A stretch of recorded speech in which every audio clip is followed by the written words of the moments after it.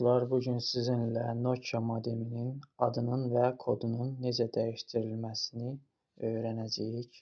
Əvvəlcə daxil oluruq Chrome-a. Burada 192.168.1.254 yazıb axtarışa veririk. Və burada 1000 böyük hərflərlə bitişik GPON və aşağı isə alıcı DS FQU sözünü yazıb basırıq.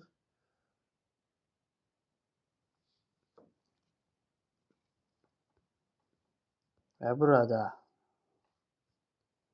network, sonra isə keçirik 5G-yə. Burada istədiyiniz adı yazırırsınız. Məsələn,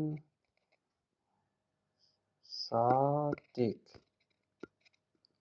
Və nəzərinizə çatdırım ki, burada sözü adı qoyduqdan sonra 5G-də ən sona mütləq şəkildə 5G sözünü yazırsınız. Yoxsa o sizin telefonunuzda çıxmayacaq. Burada istədiyiniz kodu yazırsınız. Fərqi yoxdur. İstədiyiniz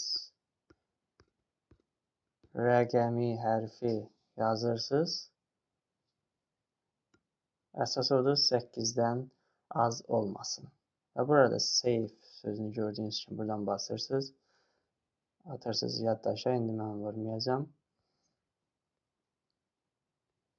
Və burada 4G-yə daxil olursunuz. Burada eyni qaydada adını yazırsınız. Məsələn, Səbuhi.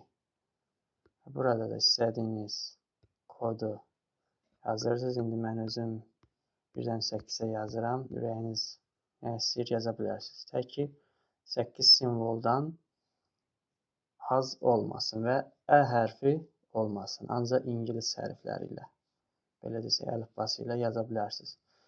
Və belə dostlar. Əgər videonu bəyənməyi unutmayın ki, belə videoların davamı gəlsin. Oldu, sağ olun.